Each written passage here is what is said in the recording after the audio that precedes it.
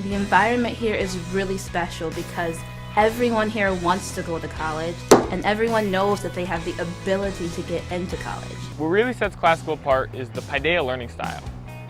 It creates a very unique classroom because instead of learning solely through lectures, teachers are able to employ a variety of methods. So in addition to your normal instruction, students are also able to participate in seminars and coach projects where you really can take charge of your learning and you can learn from your peers, and that really leads to an environment where you learn a lot more. One of the things that Classical did for me, it taught me to be a thinker, a learner. Created in 1996, Classical Magnet was a premier high school in Hartford, Connecticut, drawing students from Hartford and its surrounding communities. The principal believed in the idea of private school education with the accessibility of a public school. Classical Magnet offered hundreds of extracurricular activities, dozens of yearly grade field trips, and many other factors that made it stand out among the other schools in the area. But recent state budgets have limited the programs and activities that made the school as great as it was. Things look pretty grim when you hear the news about the budget for this coming year at the state level, and for like several years to come. You hear the predictions. The enrichment program is basically what made Classical so popular in its heyday. You know, we have all of these programs that you normally wouldn't see at a school, you know, like karate or, you know, building sets. And for all of these programs to be cut, it limits the perspective you can have on these things that you could do other than schoolwork. Budget deficit for the Board of Ed is a product of the same problems the city's having, which is an inability to raise revenue through the normal tax structure, a decrease in state and federal funding, and then other contractual arrangements which lead to salary increases, healthcare benefits, pension costs.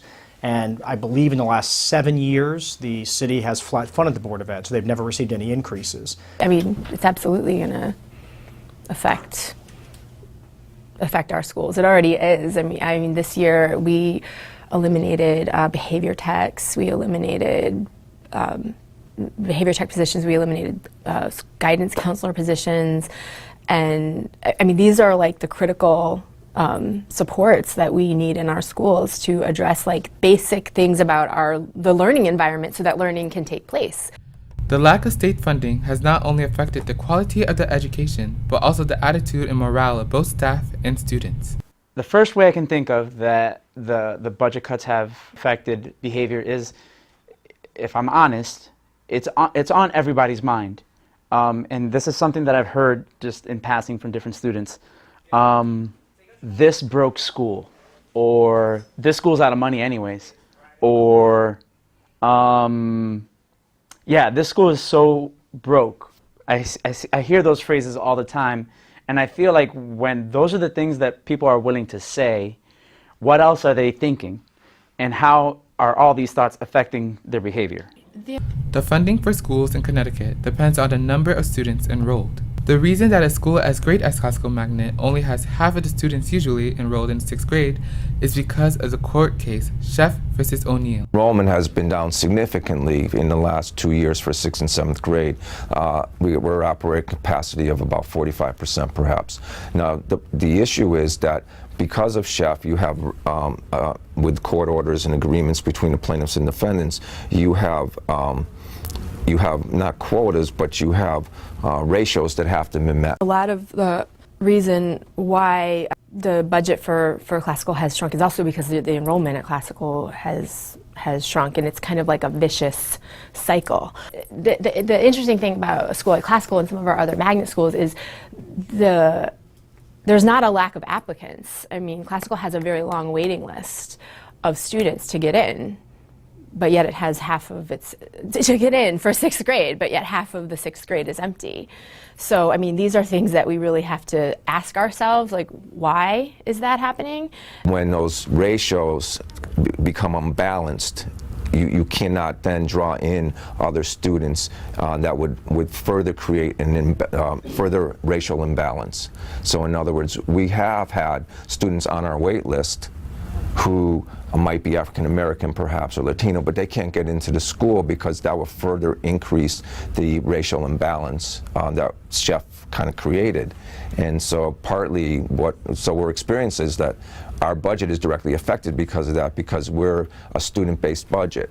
And for a small school, you know, each student represents so many dollars that the district, from where they come from, or the city of Hartford, gives to the school for its budget. Boils down to our state delegation and our city council members and the Board of Ed and coming out and talking at board meetings. I mean, certainly, you know, I can say, like, I come and talk at board meetings about these issues. So you are advocating to the elected officials and the appointed officials, in the case of the Board of Ed, who are responsible for making these decisions about the allocation of resources.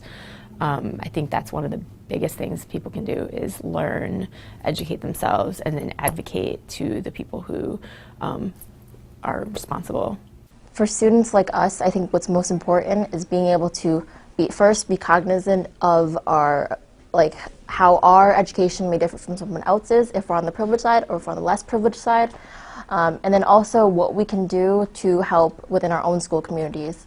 For example, fundraising as much as you can, if your school is lacking funds for student activities, or anything similar to that. The problem is that no one seems to have any real solutions to solve the issue. With the deficit expected to grow drastically in the next fiscal year, there will undoubtedly be countless more cuts in the schools.